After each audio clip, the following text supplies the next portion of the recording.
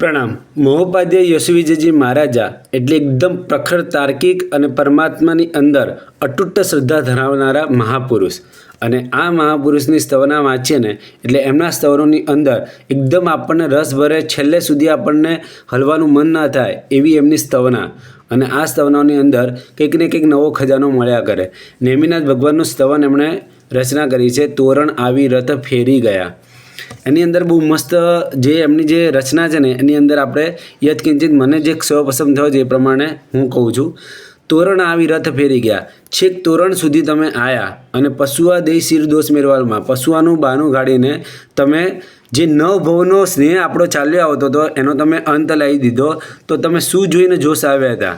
અને પછી બીજી કડીમાં કહે છે, ચંદ્ર કલંકી જીયથી રે. ચંદ્રની અંદર હરણનું કાળું ચિહ્ન છે, બરાબર, એના કારણે ચંદ્ર કલંકિત કહેવાય છે. અને રામને જે સીતાનો વિયોગ થયો ને એ પણ આ હરણને કારણે થયો. તે કુરંગને વર્ણને રે પતિ આવે કુણ લોક. એટલે એ કુરંગ એટલે હરણ, એ હરણના વચનને સાંભળીને હવે તમે નીકળી ગયા, હવે મારો પતિ કોણ થશે? ત્રીજી કડીમાં કહે છે, ઉતારી હું ચિત્તથી રે મુક્તિ ધુતારી હેત મેરે વાલમાં.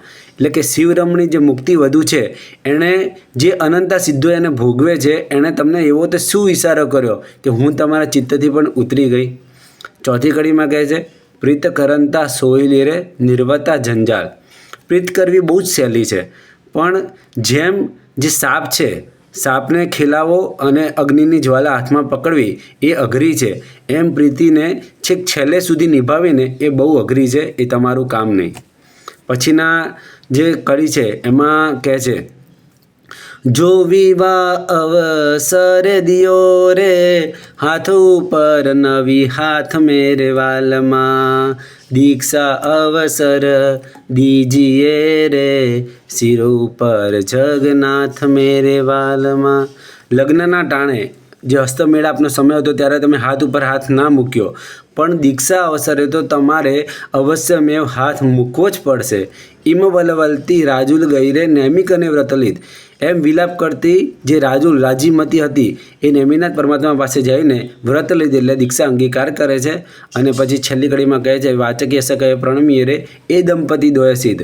એટલે જે દંપતી એટલે નેમિનાથ ભગવાન અને રાજીમતી જે સિદ્ધ થયા છે એને નમસ્કાર કરીએ.